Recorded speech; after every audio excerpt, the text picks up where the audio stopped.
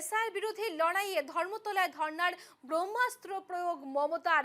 SIR ইস্যুতে ধর্মতলায় ধর্নায় মুখ্যমন্ত্রী মমতা বন্দ্যোপাধ্যায়। বড় প্রভাব পড়তে পারে কলকাতার যান চলাচলের উপর। এসআইআর ইস্যুতে উত্তাল রাজ্য রাজনীতি। সরাসরি আমরা মমতার ভাষণের দিকে দেখে নেব কি বলছেন তিনি। দেখলেন তো এখানকার মাননীয় রাজ্যপাল প্রাক্তন আনন্দ বোসকে কিভাবে সরানো হলো। কেন সরানো হয়েছে আমি সব জানি, ভয় দেখিয়ে। রাজভবনটা বিজেপির পার্টি অফিস হবে, ওখান থেকে টাকা বিলি হবে। আর যাকে নিয়ে এসছেন তার বিরুদ্ধে আমি যেটা শুনেছি এখনো পর্যন্ত, তামিলনাড়ুতে যখন তিনি ছিলেন, সুপ্রিম কোর্টে অনেক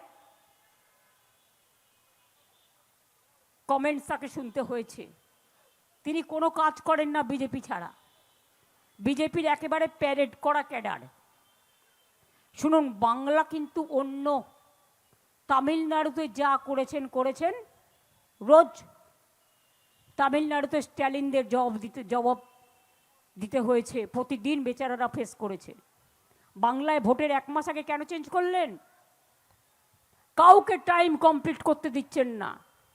যা করেছেন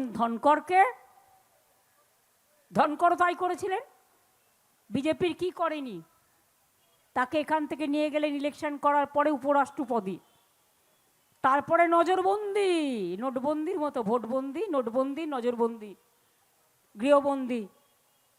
অজিত পাওয়ার আমি যখন বললাম যে ভালো করে ইনভেস্টিগেশন করা উচিত, অনেকেই তখন বলেছিলেন কেন আমি এ কথা বলছি, যা বলেছি তা তো সত্য, প্রমাণিত হয়ে গেছে।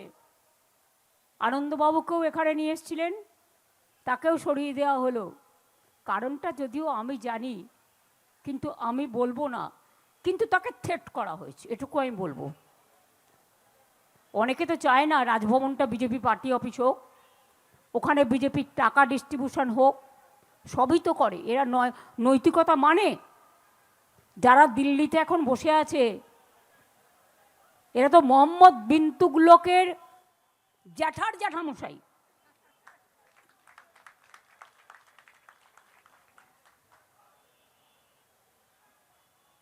কাজে এদের সম্বন্ধে এবারেও তো টিম করে জ্বলছে, তার এত তেল।